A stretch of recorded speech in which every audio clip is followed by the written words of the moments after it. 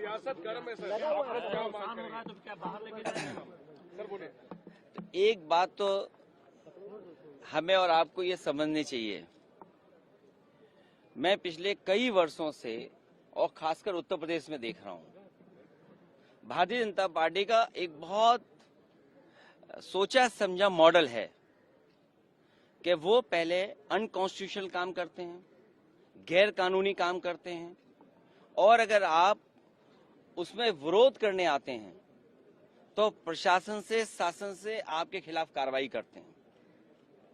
जिस तरह का भाव राज्यसभा में था वो बाबा साहब भीमराव अम्बेडकर जी का अपमान है।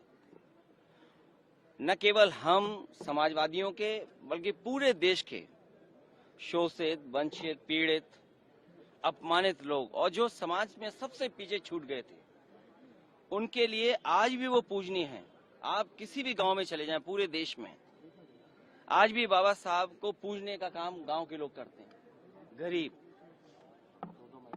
हर समाज के लोग उनको भगवान की दृष्टि से देखते हैं। तो इस तरह की भाषा का इस्तेमाल करना न केवल निंदनीय है बल्कि शब्दों को वापस लें और माफी मांगने की जो विपक्ष की बात है उसको मानना चाहिए सरकार को। और सच्चाई तो ये है कि जो व्यक्ति माफी मांग लेता है वो बड़ा होता है। माफी मांगने वाला व्यक्ति हमेशा बड़ा होता है। ये जो कलयुग आया हुआ है, हालांकि वो मैं नहीं कह सकता हूं कहां से शुरुआत हुई थी, लेकिन भगवान श्री राम ने के अलावा जो हमारे भगवान हैं, भगवान श्री कृष्ण ने जब अपने प्राण छोड़े तब कलयुग शुरू हुआ। आखिरी शब्द भी यही थे जब उनको तीर लगा कि डेस्टिनी थी, ये माफ कहना चाहिए, भूल जाना चाहिए इस चीज को।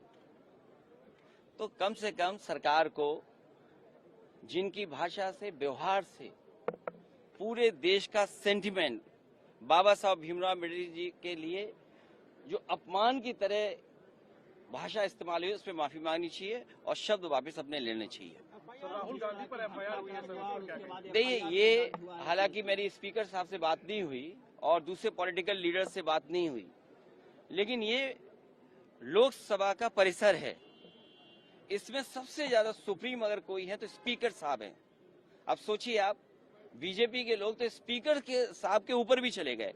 हालांकि मेरी किसी पॉलिटिकल पार्टी से बात नहीं हुई, लेकिन ये जो परिसर है वो लोकसभा का है, तो स्पीकर साहब के पास हम बैठ करके बहुत सारी चीजों को सुलझा सकते थे। लेकिन मैंने जो बात शुरू में कही, भारतीय जनता पार्टी के पास तरीके हैं, उनके पास मॉडल हैं, अंडरग्राउंड पॉलिटिकल उनके पास राय मशवरा आता है।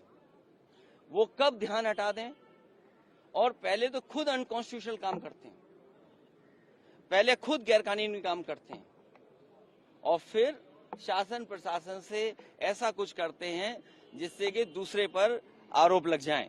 और मैं तो फरक्काबाद के सांसद जी को देख रहा था, वो सर्टिफिकेट वाले सांसद हैं।